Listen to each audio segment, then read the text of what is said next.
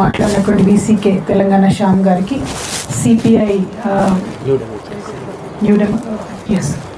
CPI Narendra Prasad గారికి, Aam Aadmi party నుండి ఉన్న హేమ గారికి,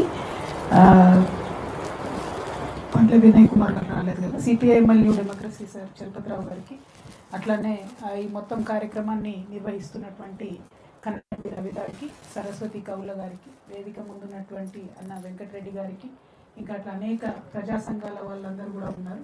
వారందరికీ కూడా పేరు పేరున హృదయపూర్వకంగా నమస్కారాలు.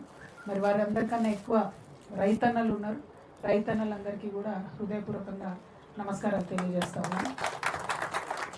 ఇవాళ ప్రశ్న ఏంది అని అంటే, ప్రభుత్వాలు నిజం చెప్తున్నాయా లేదా అనేటటువంటి ఆలోచన చేయాల్సిన అవసరం ఉంది. అది రైతుల సమస్య అని కాదు, పెన్షన్ల సమస్య అని కాదు, పిల్లల సమస్య అని కాదు. అసలు ప్రభుత్వాలు ఈ దేశం మొత్తంలో నిజం చెప్తున్నాయా లేదా అనేటటువంటిది మొదటి ప్రశ్న. ఉదాహరణకు ఇక్కడ ఇంతమంది మనం సమాజం పట్ల అవగాహన ఉన్నటువంటి వాళ్ళు నిత్యం సమాజంలో, ప్రభుత్వంలో జరుగుతున్నటువంటి అంశాలను అబ్జర్వ్ చేస్తూ దాని మీద ఏదో ఒక రకంగా స్పందించేటటువంటి హృదయము, మేధస్సు ఉన్నటువంటి వాళ్ళం ఇక్కడ ఉన్నాం. కాబట్టి ఇవాళ మౌలికమైన ప్రశ్న ఏంటంటే, ప్రభుత్వాలు నిజం చెప్తున్నాయా లేదా. నిన్నగాక మొన్న ఒక క్యాబినెట్ సమావేశం జరిగింది మన రాష్ట్ర ప్రభుత్వానికి సంబంధించి. ఆ క్యాబినెట్ సమావేశంలో ఓపెన్గా గౌరవ ముఖ్యమంత్రి గారు, ఇది ఇన్సైడర్ ఇన్ఫర్మేషన్ చెప్తున్నా నేను, గౌరవ ముఖ్యమంత్రి గారు ఇప్పటి నుండి ఈ రాష్ట్రంలో రైతులు పండించే పంటను కొనే పరిస్థితే లేదు, అన్ని కొనుగోలు ఆపండి అని చెప్పి ఆ వార్త బయటికి రాలే, మన పత్రికా మిత్రులు కూడా ఎవరు రాయలేదు. చెప్పి అదే క్యాబినెట్లో కమిటీ వేసింది 3 మంత్రులతో, పెద్దలు తుమ్మల నాగేశ్వరరావు గారు, బట్టి విక్రమార్క గారు, ఇంకొకరు ఉత్తమ్ కుమార్ రెడ్డి గారు అనుకుంటా, వాళ్ళతోనూ కమిటీ వేసారు. అయితే ఈ వార్త ఎక్కడ కూడా పత్రికలలో రాలేదు, క్యాబినెట్లో కూడా చెప్పలేదు. కొనుగోళ్ల మీద, రైతుల కొనుగోళ్ల మీద ఏం చేస్తారు వాళ్ళు చెప్పలేదు. కానీ ఈ లోపల ఏం జరిగింది, ప్రతి కుప్ప మీద, ప్రతి జిల్లాలో ఎండవేడి తట్టుకోలేక రైతులు అదే కొనుగోలు కేంద్రాల్లో చనిపోతున్న ఘటనలు రోజు కూడా పేపర్లో చూసి మనందరం దుఃఖపడతా ఉన్నాం. కానీ ఏం చేస్తలేదు వాస్తవానికి. ఇట్లాంటి మీటింగ్లు పెట్టుకుంటున్నాం, సంతోషం, అట్లీస్ట్ మీటింగ్లన్నా పెట్టుకుంటున్నాం.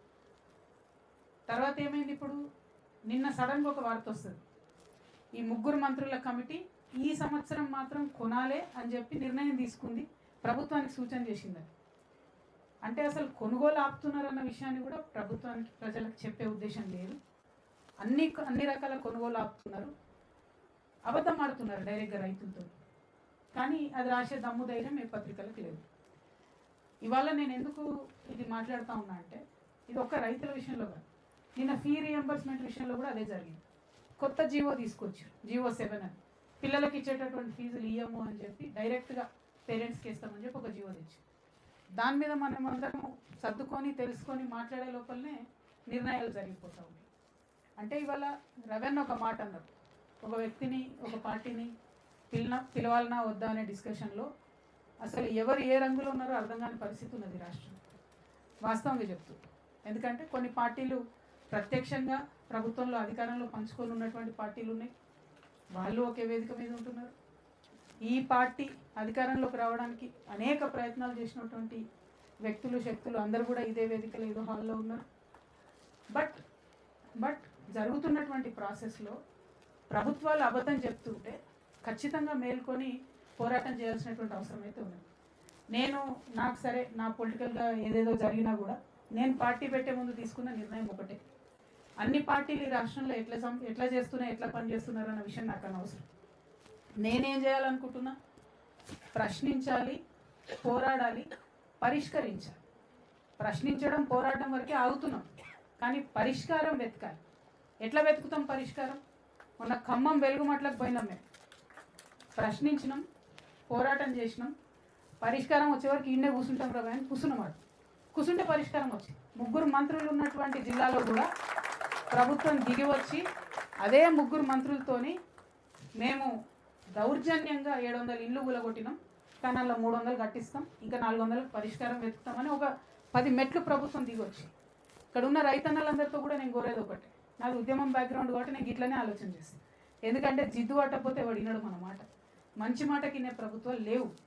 మంచి మాట కినే ప్రభుత్వాలు ఉంటే పోయిన ప్రభుత్వం మళ్ళీ నేను భాగస్వామ్యం ఉన్న విషయం మీ అందరికీ కూడా తెలుసు. పోయిన ప్రభుత్వం ఏం చెప్పింది, నిస్సిగ్గుగా ఒక ప్రకటన చేసింది, 13,500 ఎకరాలను మేము అక్వైర్ చేసినామని చెప్పింది. కానీ వాస్తవానికి 3,500 ఎకరాలు మన కందుకూరు మండలంలో అసైన్మెంట్ ల్యాండ్ తీసుకున్నారు. అట్లనే ఇంకొక మండలంలో ఆచారంలో 6,500 ఎకరాలు అసైన్మెంట్ ల్యాండ్ తీసుకున్నారు. కానీ పట్టా ల్యాండ్ ఇయ్యమని తెగేసి చెప్పి రైతులు ఆనాడు కూడా, ఆనాడే కోట్లకు పోయినారు, ఆనాడే స్టేలు వచ్చినాయి, అవార్డుల మీద స్టే వచ్చింది, డిక్లరేషన్ మీద స్టే వచ్చింది, నోటిఫికేషన్ మీద కూడా స్టే వచ్చింది. అయినా సరే రిపీటెడ్గా అబద్ధాలు ఏం చెప్పినాయి, ఆనాటి ప్రభుత్వం కూడా 13,500 ఎకరాలకు మేము ఫార్మాసిటీ పెడుతున్నామని చెప్పారు. ఇప్పుడు వీళ్ళు ఏం చెప్తున్నారు, ఇప్పుడు వీళ్ళు అదే అబద్ధం కొనసాగిస్తున్నారు. నిన్న మన వాళ్ళందరూ కలిసినారు, సరస్వతి గారిని, మన రైతన్నలందరినీ. వాళ్ళు ఏం చెప్తున్నారంటే, సరే ఇది మనం అంటే ఫ్యూచర్లో నేను ఇట్లా ఉండదలుచుకోలేదు కాబట్టి చెప్తున్నా మీకు. ఏమంటున్నారంటే, అంతకుముందు బీఆర్ఎస్ పార్టీ కనీసం కోర్ట్ స్టే ఉందంటే రాకపోతుండే పొలంలోకి. ఇప్పుడేమో వీళ్ళు కోర్ట్ స్టే ఉందన్న బేఖాతా చేసి పొలంలోకి వస్తారు, గ్రీన్ఫీల్డ్ హైవే వేసుకుంటూ పోతూనే ఉన్నారు. కావేరియాలలో గ్రీన్ఫీల్డ్ హైవే మీద స్టే ఉందని చెప్తుంటే ఎల్ఎన్టీ కంపెనీ వాడు బాజాప్తా బలవంతం వచ్చి పనులు చేస్తుంది. అంటే ఒక దగ్గర మనం మౌనంగా ఉండిపోయినాం కాబట్టి ఇంకో దగ్గర ఇది జరుగుతుందనే విషయం అర్థమవుతుంది. నేను మాత్రం ఒక మాట మీ అందరితో చెప్పదలిచిన, ఆనాడు 13,000 ఎకరాలతో ప్రారంభమైనటువంటిది ఇవాళ 30,000 ఎకరాలు కూడా నేను అక్వైర్ చేస్తా అని చెప్పి ఈ ప్రభుత్వం చెప్పే ధైర్యం చేసుకున్నాను. ఒక కొత్త నగరాన్ని నిర్మించాలి కాబట్టి నేను ఒక ఫ్యూచర్ సిటీ డెవలప్మెంట్ అథారిటీ ఏర్పాటు చేస్తా అని మొదలు 3 మండలాలతో ఉండే కందుకూరు, యాచారం, ఇది మన కడతాల్లో వచ్చినటువంటిది ఇప్పుడు అది పెరిగింది. మహేశ్వరము, ఇబ్రహీంపట్నము, పార్ట్ ఆఫ్ మంచాలు, ఆమన్గలు, మాడుగులు దాకా పోయింది. మొత్తం కలిపి 30,000 ఎకరాల భూమిని కూడా సేకరించాలనే ఉద్దేశం. ఓకే సరే సేకరిస్తాం, మీరు ఏదో డెవలప్మెంట్ చేస్తున్నారా అని అనుకుందాం ఒక మాట. మరి మా పేదోళ్ళకి ఎక్కడ ఉంది, అక్కడ ఎక్కడ చెప్తలేరు. ఎక్కడన్నా కనీసం మీరు ఇక్కడ ఇల్లు కట్టుకోవచ్చు, మీకు ఇక్కడ స్కూల్ కడతాము, ఇక్కడ కమ్యూనిటీ కడతాము, కొన్ని మీరు ఉన్న కాడ మీరు ఉండండి, మిమ్మల్ని డిస్టర్బ్ చేయకుండా ఇంకో కార్యక్రమం చేస్తామని చెప్తలేరు. ఏం చెప్తున్నారు, తీసుకొని బిట్లు చేసి ఈ కంపెనీకి ఇన్ని వందల ఎకరాలు ఇస్తాము, ఆ కంపెనీకి అన్ని వందల ఎకరాలు ఇస్తామని చెప్తున్నారు. అందులో మన భాగస్వామ్యం ఏంది, ఎన్ని ఉద్యోగాలు ఇస్తారు అంటే లేదు. ఇందాక పెద్దలు బాబురావు గారు మాట్లాడినట్టున్నారు. వారు ఏమన్నారు, ఎంత పొల్యూషన్ అవుతుందని చెప్తలేరు. ఇంకా దారుణం ఏంటంటే ఒకసారి మనందరం ఆలోచించాల్సింది, in the last 3 years 6 lakh crores MOUs చేసుకున్నాం మేమని చెప్పుకుంటూ వచ్చింది ఈ ప్రభుత్వం. అందుకని ఇక్కడ ఇంత ల్యాండ్ సేకరిస్తున్నామని చెప్పి 6 లక్షల కోట్ల MOUలు మనకు పెట్టుబడి వస్తుంది కాబట్టి సేకరించామని చెప్పారు. ఇంతవరకు ఒక్కటి కూడా ల్యాండ్ కాలేదు, ఇంతవరకు ఒక్క కంపెనీ కూడా ఓపెన్ కాలేదు. పైగా ఇక్కడ ఇప్పుడు మన భూములలో పెడతామన్నటువంటి వాటిలో డేటా సెంటర్స్ ఉన్నాయి. డేటా సెంటర్ యొక్క పొల్యూషన్ ఎఫెక్ట్ ఇంతవరకు ఎవరు స్టడీ చేయలేదు. సౌండ్ వచ్చి పిట్టలు కూడా ఉండలేని పరిస్థితి ఉంది డేటా సెంటర్లని అమెరికా లాంటి దేశాలలో చెప్పి డేటా సెంటర్లను మూవ్ చేస్తున్నారు జనావాసాలకు దూరంగా. ఇప్పుడు ఇక్కడ రంగారెడ్డి రైతులు ఇందాక మాట్లాడుకుంటూ చెప్తున్నారు, పాలు మొత్తం కంప్లీట్గా హైదరాబాద్ సిటీ అంతా వచ్చే పాలంతా కూడా ఇప్పుడు ఇదే ఫ్యూచర్ సిటీ డెవలప్మెంట్ ఏరియాలకి వెళ్ళి వస్తాయి. మనకెవరు ఉద్యోగం ఇవ్వలేదు కదా, మనమే పాలు పెంచుకుంటున్నాం, మనమే పాడిని పెంచుకుంటున్నాం, మనమే బతుకుతున్నాం. ఇప్పుడు వచ్చి ఉన్న బతుకు తెరువు తీసుకొని ఒక 8 లక్షలు ఇస్తాం నువ్వు అంటే ఏడుకోవాలి. అది కూడా ఆ 8 లక్షలు ఎన్ని రోజులు వస్తాయి? ఎంతోమంది రైతుల్ని మనం చూసినాం, భూమి కోల్పోయిన రైతులు మళ్ళీ జీవనాధారం లేకుండా ఎటు సెటిల్మెంట్ లేకుండా ఆగమైపోయిన పరిస్థితి. ఇవాళ మాత్రం ఈ రంగారెడ్డిలో పట్టా రైతులు ఎవరైతే ఉన్నారో వాళ్ళ జోలికి రావద్దని మాత్రం ప్రభుత్వాన్ని హెచ్చరిక చేస్తారు. ఎందుకంటే మీరు ముందే మాట ఇచ్చారు, జీవో 31 రద్దు చేస్తామన్నారు. కానీ కంప్లీట్గా నీతి మాలి 2 నెలల తర్వాత ఇమీడియట్గా కోర్టులో ఇదే గవర్నమెంట్, ఇదే కాంగ్రెస్ గవర్నమెంట్ ఏం చెప్తుందంటే మేము జీవో 31 వెనక్కి తీసుకుంటలేము, యాజ్ ఇట్ ఈస్గా కొనసాగుతుంది ఫార్మసిటీ అని చెప్తారు. కానీ ముఖ్యమంత్రి గారు ఆ విషయం బయట చెప్పారు. నేను అందుకే అంటున్నా, ప్రభుత్వాలు అబద్ధాలు ఆడడం మానేస్తేనే కనీసం పరిష్కారం ఎత్తికేటటువంటి పరిస్థితి ఉంటుంది. అది దాచిపెట్టి ఫ్యూచర్ సిటీ అని చెప్తున్నారు ముఖ్యమంత్రి గారు. ఎందుకు చెప్తున్నారు, ఎందుకు అబద్ధాలు ఆడాలి? ఓపెన్గా నీ ప్రజలతో నువ్వు కమ్యూనికేషన్ చేసుకో, చెప్పు, సంజాయించు, మాట్లాడు, ఆల్టర్నేట్ ఏముందో చెప్పండి.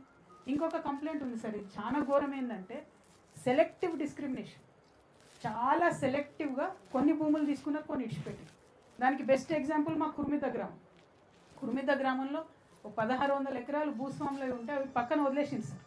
కానీ గిరిజనుల 350 ఎకరాలు మాత్రం తీసుకొని దాన్ని అట్లనే పెట్టుకున్నారు.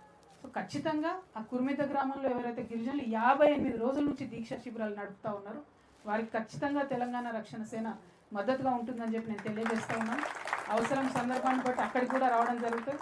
కానీ నేను ఎక్కడికి వస్తా అన్నది కాదు, ఈ పోరాటం తొందరగా ముగియాలి, ప్రభుత్వం దిగి రావాలి, పట్టా భూముల జోలికి రావద్దనేది మాత్రం ఒక బలమైన స్టాండ్గా తీసుకుంటూ నేను ఒకటే చెప్తున్నా, నా స్టాండ్ ఒకటే, ప్రశ్నించాలి, పోరాడాలి, పరిష్కరించాలి. మరి పరిష్కారానికి ఏం చేద్దామో చెప్పండి. అందరం పోయి ఆడనే భూములలో కూర్చుందామా? అందరం పోయి ముఖ్యమంత్రి ఇంట్లో కూర్చుందామా? అందరం పోయి సెక్రటేరియట్ దగ్గర కూర్చుందామా? మీరు చెప్పండి. మీరు ఏది చెప్తే ముఖ్యమంత్రి ఇంటికాడ కూర్చున్నా అరెస్ట్ చేస్తారా సాయంత్రం కాడ? ఏమన్నా కానంట మన భూములలో మనం కూర్చుందామా? మన పొలాల్లో మనం కూర్చుందామా? అంతేనా? పోయి ఆడ కూర్చున్నామంటే ఆడనే కూర్చున్నాయిగా పరిష్కారం అయ్యేంత వరకు. అట్లాంటి పోరాట రూపానికి మీరు సిద్ధమైతే మీతో పాటు కలిసి మీ అడుగులు అడుగేసిన నడవడానికి ఒక సోదరిగా నేను రెడీగా ఉన్నా. ఎందుకంటే ఇవి మొండి ప్రభుత్వాలు, అంటే మనం మొండిగా ఉండాలన్న విషయాన్ని దయచేసి గుర్తించి పోరాట రూపాన్ని డిజైన్ చేయాలి. ఎందుకంటే మనం ఎన్ని మాట్లాడుకున్నా ఎన్ని చెప్పినా మా రవాణా లాంటి వాళ్ళు పాపం వాళ్ళ మేధస్సంతా కరగ తీసుకొని ఇంతమందిని జమ చేసినా కూడా పరిష్కారం 2.5 ఏళ్ళు దొరుకుతలేదు. కాబట్టి ఇక పోరాటమే శరణ్యం. నేను మాత్రం ఒక అడుగు ముందేయడానికి సిద్ధంగా ఉన్నా. నాతో పాటు ఇక్కడ విశారణ లేరు కానీ అన్న కూడా సిద్ధంగా ఉంటారు, వస్తున్నారట్న. అచ్చా సార్, తన మాట తనే చెప్తారైతే. కాకపోతే నేను మిమ్మల్ని కూడా రిక్వెస్ట్ చేస్తున్నా అండి, మీరు పిలిచేటటువంటి పార్టీలందరినీ కూడా రేపు పొద్దున్న జవాబుదారి చేయండి దయచేసి. నాతో పాటు నేను అనేక మార్లు చెప్పిన, నేను ఆ పార్టీలో ఉన్నప్పుడు అనేక తప్పుడు నిర్ణయాలు జరిగినాయి, దాంట్లో భాగస్వామిగా ఉన్నాను. రైతన్నలకు నష్టం జరిగింది, తెలంగాణ ఉద్యమకారులకు నష్టం జరిగింది. కానీ ఆ నష్టాన్ని పూరించుకొని ముందుకు పోవాలనేటటువంటి ఆలోచనతో నేను ముందుకు వస్తూ ఉన్నా. కాబట్టి ఈ పర్టికులర్ ఇష్యూలో ఫార్మా సిటీ విషయంలో, ఫ్యూచర్ సిటీ విషయంలో కూడా నాకు అభ్యంతరాలు ఉన్నాయి. ఫ్యూచర్ సిటీ మీద అంత ఇన్వెస్ట్మెంట్ గవర్నమెంట్ చేస్తే హైదరాబాద్ సిటీ అన్నది కంప్లీట్గా డల్ అయిపోతుంది. ఇక్కడ విద్యా ఉద్యోగ ఉపాధి అవకాశాలన్నీ కూడా దెబ్బతింటాయని చెప్పి నేను చాలా బలంగా నమ్ముతా ఉన్నాను. ఫ్యూచర్ సిటీ కాన్సెప్ట్ ఎందుకు పెట్టిండ్రు, ఎవరి కోసం పెట్టిండ్రు? మరి అక్కడ బుల్లెట్ ట్రైన్ వస్తుందన్న మిషతో 30,000 ఎకరాలు అక్వైర్ చేస్తామని చెప్తున్నారు. కానీ బుల్లెట్ ట్రైన్ విషయంలో ఈ దేశంలో ఆల్రెడీ మనం దెబ్బతిని ఉన్నాం. పదే చెప్పారు బుల్లెట్ ట్రైన్ అని. అసలు దేశంలో ఎక్కడ ఇంతవరకు బుల్లెట్ ట్రైన్ అయితే రాలేదు, పోలేదు. మరి మన తెలంగాణలో వస్తుందని చెప్తున్నారు, అది కూడా మరి పెద్ద అబద్ధం అని చెప్పి నేను బలంగా నమ్ముతూ, మరి మీ రైతన్నలు మీరు డిసైడ్ చేయండి, తారీఖు పెట్టండి, ఈరోజు రా అని చెప్పండి. వస్తే ఇక పరిష్కారం అయ్యే వరకు మీతో పాటు నేను అక్కడే కూర్చుంటా అని చెప్పి ఈ సందర్భంగా తెలియజేస్తూ, పోరాటం తప్ప ఇంకొక మార్గం లేదు.